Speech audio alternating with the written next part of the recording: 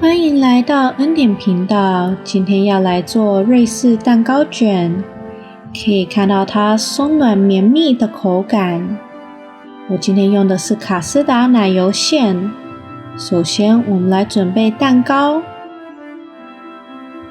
我这里有5颗蛋黄，倒入50克的牛奶和45克的油，把它搅拌一下。这里是80克的低筋面粉，加入2克的花粉，再把它过筛进我们的蛋黄糊。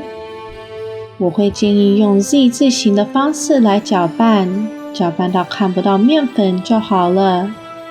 再来，我们要来打蛋白。我这里有5颗蛋白，先用低速下去打到有泡沫的时候，就可以加入1/4茶匙的塔塔粉，慢慢加到高速打，再分3批加入30克的糖。喜欢吃甜一点的人可以多加一些糖。打到干性发泡，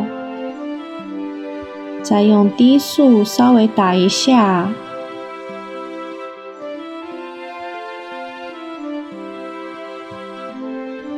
那我们现在要分3批，把蛋白加入进我们的面糊，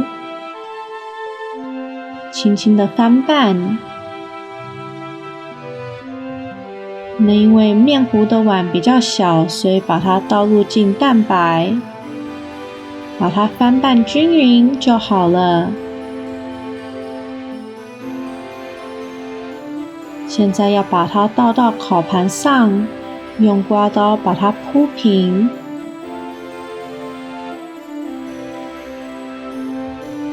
稍微震一下，把气泡震出来。再放进烤箱烤375度13到15分钟。从烤箱拿出来的时候再震一下，放到铁架子上放凉。那它不烫手的时候呢，就可以先把它卷起来，这样子比较容易成型。再彻底的让它放凉。放凉的时候，我们可以先来准备馅。那首先要做卡斯达，加入1颗蛋黄，10克的糖，喜欢吃甜一点的人可以多加一些糖，8克的玉米淀粉，把它搅拌均匀，再倒入115克的牛奶，把它搅拌到比较稠的时候，就可以加入5克的奶油，搅拌均匀。如果想要多一点香气，可以加入一些香草精。搅拌均匀后，用保鲜膜盖住，这样子它才不会干掉，让它放凉。再来，我们要准备鲜奶油。我这里有100克的鲜奶油，倒入5克的糖，把它倒到稍微可以成型的时候。再来，我们也要把我们的卡斯达打得比较蓬松，再把卡斯达加入进我们的鲜奶油，用低速把它打均匀。蛋糕放凉后，再把它摊开来，加入我们的卡斯达鲜奶油馅，把它铺得均匀的时候，再轻轻的用手把它卷起来。